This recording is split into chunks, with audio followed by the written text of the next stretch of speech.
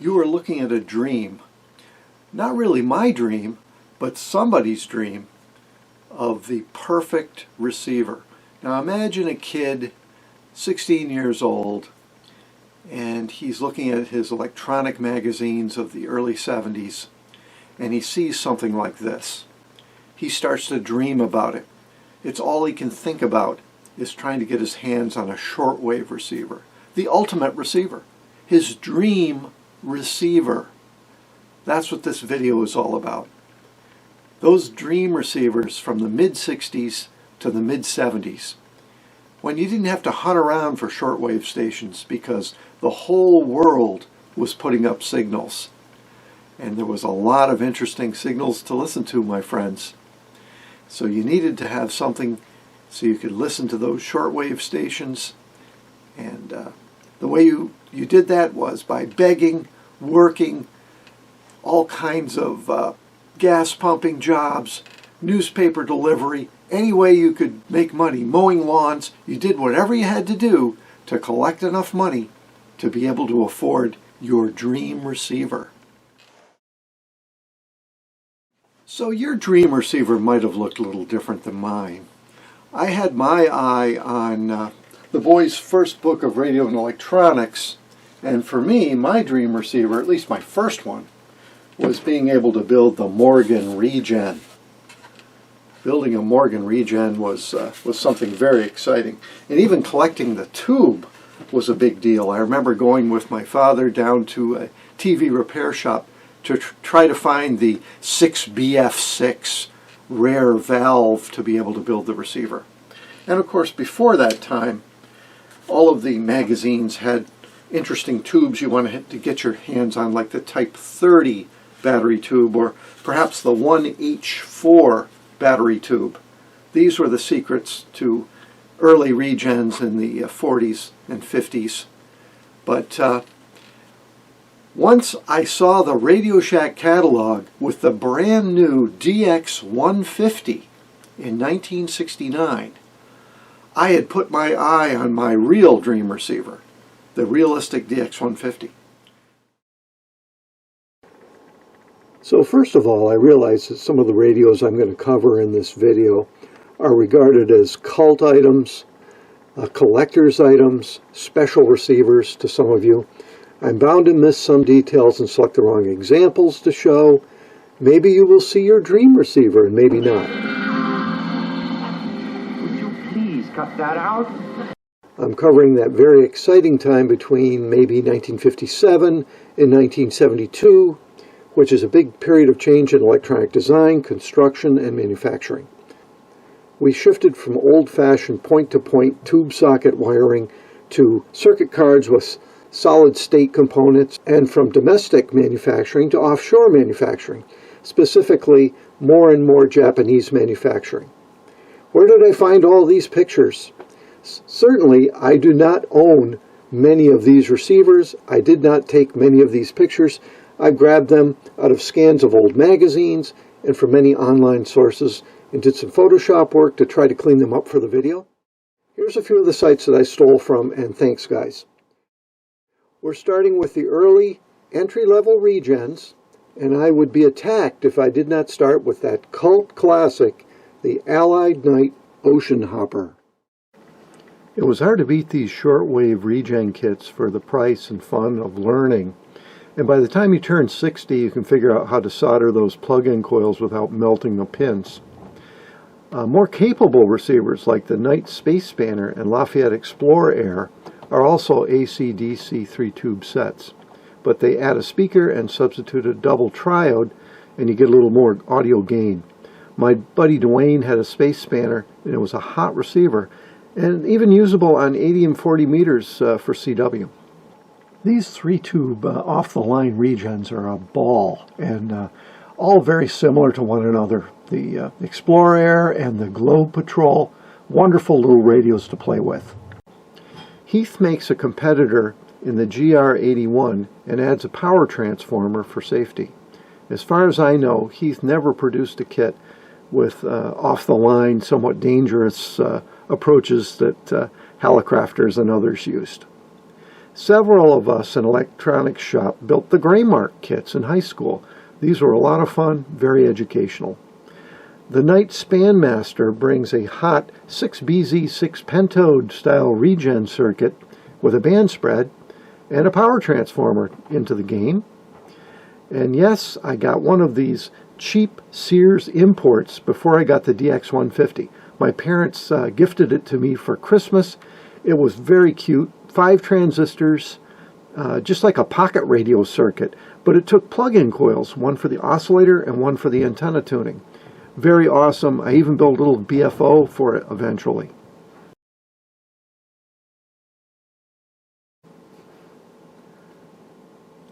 The Star Roamer. Okay, now we take a bit of a step up in all aspects with the classic Knight Star Roamer. This is a real super heterodyne too. Mommy, please, I want one of these. The bezel design and slide rule tuning is really a work of art on this receiver. And it has an S-meter too. This was a dream receiver for many of us kids. It's little more than an all-American 5 circuit really, but it's got a power rectifier and 4 valves, and it has a real power transformer, so it's not going to shock you. Some of the examples found out there apparently were expertly soldered by a 12-year-old technician with a wood-burning set. Hallicrafters got into the game with a small superhet using their patented nasty regenerative IF-BFO idea, and that lives on here. Heath was not left behind with a similar receiver to the Star Roamer with its GR91, and they sold a ton of these guys. But the shortwave listener purist, we really don't need a BFO. The Lafayette Explorer Air Mark V is a beautiful, apportioned AM-only shortwave receiver. It's very sexy with all the station names on the bezel. But if you wanted an assembled and aligned radio in 1960, and giant slide rule dial, and a little danger in your life, well, we're talking about the king of the S38s. The S38E series was your radio. People did use these in their novice stations with no little difficulty. The Knight Kit R55A represents a practical shortwave receiver kit that could be put to work as a novice station, 6 valves, but no RF amplifier. It covered all the way up to 6 meters, wink, wink. ICO had been making excellent kits for years, and the 711 Space Ranger was a nice layout, used a circuit card rather than point-to-point wiring for a lot of it, so it made the construction exceptionally easy. Meanwhile, in Sussex, UK, Britain, Kodar came up with the CR70. It's kind of black and white. It's very cool, maybe too cool for this side of the pond. The Lafayette HE30 was an import also made by Trio in Japan. It came in kit form as the KT320. This is quite a step up from the Star Roamer. The NC77 is kind of like the NC60, but with an isolation transformer. It's a well-made but simple super heterodyne. The S-120 sold in great quantity were still quite popular at this time, but the S-118, essentially identical to the 120, includes a power transformer for safety. So here's a radio that we just can't skip, the Heathkit GR64, and later on the solid state 717. This is the ideal kit radio, and it really represents the whole era of dream receivers. Lafayette was really coming out strong with all kinds of offerings from Trio by 1963. The HA63 is a proper single conversion superhet with an RF stage to give better image rejection and sensitivity. The ICO 718 Space Ranger is a fairly rare import that came from General Research Electronics, GRE, in Japan. GRE also designed the DX120, DX150, DX160, and so on for Radio Shack. The DX120 was an entry-level solid-state radio from GRE. The HA600 was a competitor to the DX120, but with more features and knobs and a giant slide rule dial. This also was a Japanese import, and this radio comes in as our last under $100 model. Now we move up a bit to the more capable super heterodynes in the 20 to 50 pound range, and I wanted to show off an early solid-state radio by Eddystone. This is not characteristic of the beasts of the past. This was new stuff in the early 60s. Similarly, Heath came out with a truly new approach with the Mohican kit. These two dream receivers would foreshadow the switch to solid state that would be coming soon enough. Here's the very capable and practical, the Knight R100 kit. This is the best and most capable kit so far in this series. Next, we step up to dual conversion performance in a real communications valve receiver. And at a fairly modest price, the Lafayette HE-80. How'd they do this? They did it by importing it from Japan. So Hallicrafters produced a classic single conversion tube set, the S-108. This is one of the best of them, and it offers a separate amateur band spread for each of the bands. This National had nice looks and a proper RF stage in a single conversion scheme.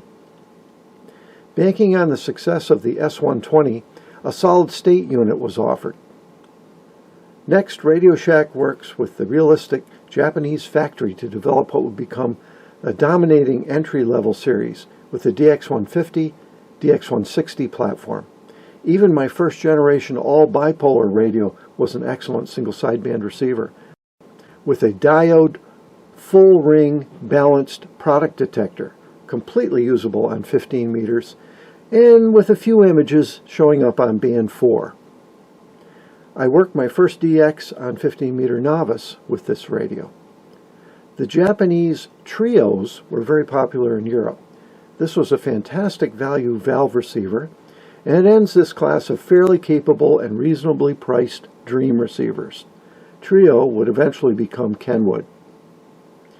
Next, we'll step up to the fever dream category. You would be running your first serious job paychecks back and forth to the bank and skimming off money to afford some of these beauties. Remember, we're talking 1960s dollars on these guys. First, the Hallicrafters SX110 and similar, because this was a whole family of excellent shortwave receivers. Some a bit dated in design, but all very solid. Up to now, I've avoided Hammarlund, because they made such fine radios and got some pretty good prices for them. Another single conversion done right radio, and a true shortwave dreamboat series are the HQ series, the HQ-100 and the HQ-100A. I just have to say wow on these beautiful receivers. So it's only right that we include another Heathkit. And the SB310 is a fairly late model from 1967, based on the dual conversion shortwave scheme, similar to Collins with the linear master oscillator that Heathkit had developed for a lot of their receivers in the 60s. It really is essentially a poor man's Collins, and a beautiful shortwave receiver. If thou wouldst only reach hither into thine purse deeply, thou wouldst obtain the Eddystone of thine dreams. The 840C, let us pray. Somebody wake me up. It's the National NC-190 in cosmic blue. In several flavors, the imported SXAX-190 receiver was a more modern dual conversion, full-feature solid-state job. Another dynasty in the Hallicrafters SX line, the 122 is still considered one of the top shortwave sets of the early 60s. Drake produced a serious solid-state shortwave receiver that tuned in 500 kilohertz bands in the late 60s. Backing up a few years, the Hallicrafters produced one of the finest tube receivers in the early 60s, predating the 122, the SX120. This next radio is probably a stretch, being a true pro-grade receiver, the Eddystone 940. It's very stable, sensitive, selective, and truly representative of the glory days of British radio design. I should have put these in better order. The RME is a dual conversion from the late 50s, probably manufactured until 61 or 62. Very fancy dual reduction tuning knob. These are very underrated radios. Now we get beyond dreaming. These are way beyond the dream stage and are stepping into the professional shortwave listener world. The Hammarlund 170/180 series, even the 160, are pretty serious receivers. These beasts sold in various forms from about 1963 well into the 1970s. At 18 tubes and almost as many knobs, this was a knob lover's delight. Folks did buy them, but this is a little over that $400 limit that I set. This would not be a dream receiver video if I did not at least show a Collins.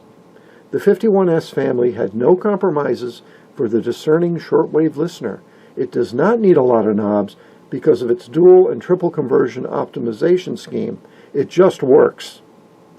The Collins 51J3s from the 50s and the newer 51J4s were very desirable shortwave radios in the 60s. They were probably out of reach by many, unless you scored a surplus 388 radio. A simpler radio and less expensive, and probably easier to use, was the GPR-90. A joy to operate in the shortwave bands, and it still is. Let's end this with the ultra-modern National HRO 500 all-solid-state receiver. Some say this was a bridge too far. Others say it was the best effort of the 60s.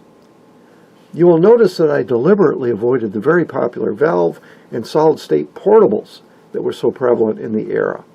That's because these didn't really represent dream receivers to me.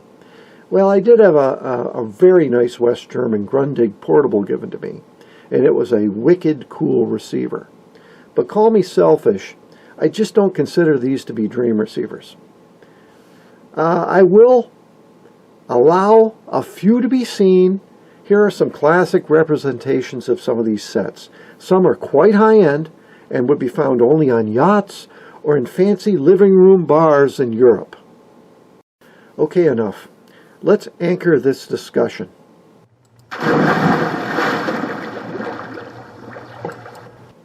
So what is the #1 shortwave dream receiver?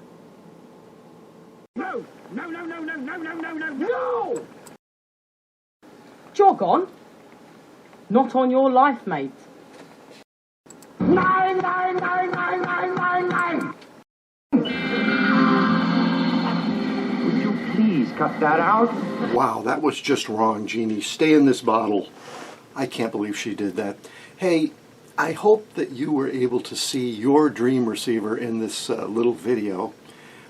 There were a few jokes here and there, but I wanted to let you know this wasn't about old boat anchors that were passed down by your Elmer, and it wasn't about military surplus or about rigs that would be used in commercial or embassy use, something like that. This was about your dream receiver, and most of your dream receivers were pretty low-cost items back in the 60s, but still represented a significant price to pay to have shortwave at your fingertips.